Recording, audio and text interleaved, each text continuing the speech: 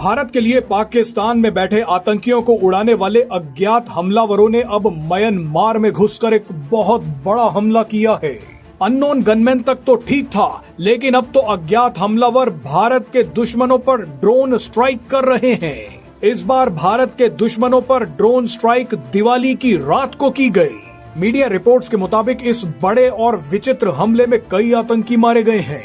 दरअसल दिवाली की रात म्यांमार में किसी ने भारत का बदला लिया है। दोस्तों, अननोन गनमैन तक तो ठीक था, अब ये ड्रोन कौन उड़ाने लगा है? दरअसल दोस्तों, भारत के आसपास में कुछ अननोन ड्रोन मैन या ड्रोन विमेन हैं जो कि भारत के दुश्मनों का चुन चुन के बदला ले रहे हैं। दरअसल दोस्तों, 4 दिन पहले की बात है। भारत के असम राइफल्स के ऊपर एक हमला हुआ था, जैसा आप यहाँ पे देख सकते हैं, और इसकी जिम्मेदारी NSCN KYA ने ली थी। अब दोस्तों, ये तो बहुत बड़ी हिमाकत है। भारत के ऊपर हमला करके अगर आप जिम्मेदारी लेंगे तो ये मत सोचिए आप म्यांमार के जंगल में जाके छुप जाएंगे तो आप बच जाएंगे। म्यांमार में सर्जिकल स्ट्राइक्स कर दिया है।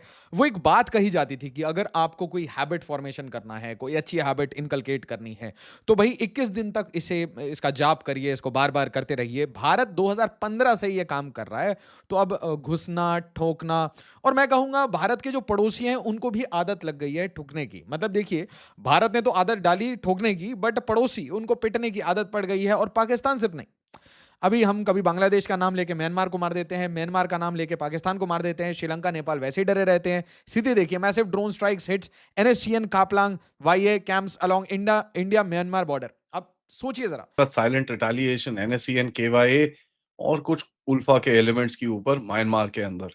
ये पहला स्ट्राइक नहीं है और ये आखिरी भी नहीं होगा। यहाँ पर सबसे पहले मैं यही चीज बोलना चाहता हूँ। जुलाई 2025 में कुछ ऐसी चीज पहले भी हुई थी। उल्फा है कि कुछ सैंक्चुरीज थी म्यांमार के सैगांग हिल्स के अंदर, जहां पर आपने जाके ठोका था। इसके बारे में मैंने काफी डिटेल में बात करी थी।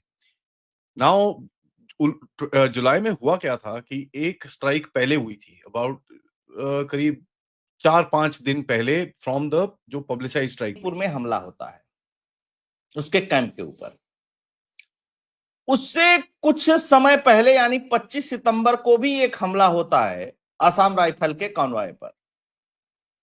ये 2-3 हमले जब होते हैं, इससे जो नागा उग्रवादियों का संगठन है उसका मनोबल फिर से बढ़ने लगता है। एक बात समझ लीजिए, नागालैंड कि जनरली मैं देखता था कि वाघा बॉर्डर पे जाते थे और सैनिकों के साथ दिवाली मनाते थे। तो एक तो ये वाला पैटर्न है कि प्राइम मिनिस्टर मोदी वो INS विक्रांत पे जाएं या INS विक्रमादित्य पे जाएं और सोल्जर्स के साथ दिवाली मनाएं। और एक दूसरा मॉडल है थोड़ा एडवांस्ड, जिसमें कि SF इन्वॉल्व होती है, ये आपके ड्रोन, मिसाइल, इन सबको इन्वॉल्व करके सोल्जर्स को बोल दिया जाता है आप स्वयं इच्छा से अपने हिसाब से दिवाली मनाए। मुझे लगता है ये सेकंड मॉडल बेटर है और इसकी वीडियोग्राफी भी नहीं मिलती। बाद में से पता चलता है कि भाई इंडिया ने मारा और उसके बाद इंडियन आर्मी के अलग अलग स्पोक्स पर्सन उठ के बोलेंगे कि ऐसा कुछ नहीं हुआ, नथिंग हैपेंड, ऐसा कुछ नहीं हुआ है, ऐसा हमने बिल्कुल नहीं किया है। तो एक एक करके 7-8 डिनायल आएंगे और आप समझ जाएंगे कि मतलब समझदार लोगों को इशारा काफी है। अब ध्यान से देखिए, फोकस करिए, देखिए दिमाग को फोकस करिए, जोक बहुत हो गया। ये देखिए मणिपुर, नागालैंड और ये है सगाइंग रीजन। एसेंशियली आप समझिए ये हमारा लिबर असम है, मतलब भारत के नॉर्थ ईस्ट की ये जो मणिपुर, नागालैंड, अरुणाचल प्रदेश, इन स्टेट्स के लिए ये एक तरीके से लिविंग स्पेस है। और ये जो लिविंग स्पेस है मतलब आपके बॉर्डर एरियाज हैं, यहाँ पे क्या है, बड़े सारे रेबल वेबल आज़ादी वज़ादी मनाना चाहते हैं। कुछ तो ऐसे हैं जो कि लिबरेटेड जोन वगैरह सेलिब्रेट करते हैं, और जब भी नागालैंड में किसी इंसान को ऐसा लगता है कि उसको इंडियन स्टेट के साथ लड़ना है तो वो जाके इस सगाइंग रीजन में बैठ जाते हैं। उसी तरीके से मान लीजिए मैतीज हों, कुकीज हों, कोई भी हो जो भारत के स्टेट के अगेंस्ट लड़ाई करना चाहता है। आपको समझ आना चाहिए, भारत का स्टेट मतलब जो भारत से आज़ादी चाहता है, लिबरेशन चाहता है। तो भारत ने एक मॉडल अपना लिया है कि इनको लिबरेट ही कर देते हैं। तो ये लिबरेशन का जो जोन है वो देखिए कहाँ कहाँ चल चुका है। फर्स्ट सगाइंग रीजन म्यांमार में है बाय द वे, दूसरा चिन स्टेट। अब ये चिन में किस टाइप की ठुकाई हो रही है ये आप समझ लीजिए कि बॉर्डर हमारी स्पेशल फोर्सेस बिल्कुल नहीं मानती। क्या है, इंडो म्यांमार बॉर्डर, आराम से वहाँ जाओ, मैगी खाओ, सेलिब्रेट करो और अपने ऑपरेशन करके आ जाओ, बड़ा सिंपल है। दूसरी बात, जब इन लोगों की प्रेजेंस किसी भी रेबल फोर्स को या कैंप्स को पता चलती है तो वो नेचुरली पीछे भागते हैं कि भाई इंडिया की स्पेशल फोर्सेस घूम रही है अभी चप्पे चप्पे पे, बस राउंड पे है, तो राउंड पे है मतलब क्यों ही इनके पल्ले पड़ना। तो आप समझिए पैरेलल चीजें चल रही हैं, एक एक करके आपको बताऊंगा ये कैसे स्ट्रेटेजिक चेंजेस आए। बट एक तीसरा रीजन है जिसके साथ हम कुछ खासा बॉर्डर शेयर नहीं करते, ये रखाइन का रीजन है जहां पे बांग्लादेश और म्यांमार मिलकर गेम खेल रहे हैं। तो अब आप देखिए, मैं आपको बहुत ध्यान से पहले ही समझा दे रहा हूं, सगाइंग रीजन को ठोकने की आदत कब से पड़ी? 2015 से। और ठुकाई पहले भी चल रही थी, बट 2015 से ये पब्लिक इंफॉर्मेशन में आना शुरू होगा कि हम ठोकते हैं।